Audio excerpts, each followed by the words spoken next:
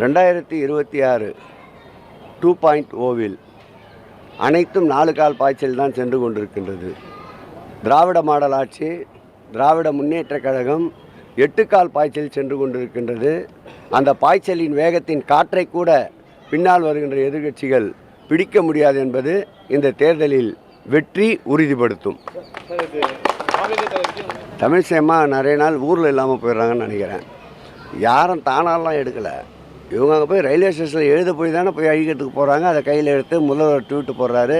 நாங்களாக எதையும் கையில் எடுக்க வேண்டிய அவசியம் இல்லை. ஏனென்றால் மக்கள் மனதில் எங்கள் முதல்வர் வீற்றிருக்கின்றார்.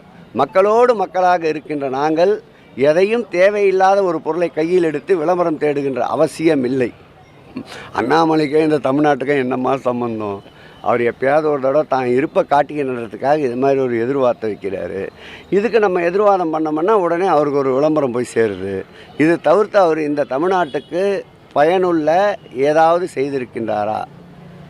எந்த வகையிலாவது தமிழ்நாட்டோட அரசியலுக்கும் அவருக்கும் சம்பந்தம் இருக்கின்றதா? வருகின்ற போதே பாரதிய ஜனதாவில் பதவியோடு வந்தவர், வருகின்ற போதே பாரதிய ஜனதாவிற்கு வருகின்ற பொழுதே பதவி சுகத்தை அனுபவித்தவர். இந்த மக்களுக்காக, இந்த மக்களுடைய தேவைகளை அறிந்தவரா, புரிந்தவரா? அவர் கேள்விக்கு நான் பதில் சொல்வதற்கு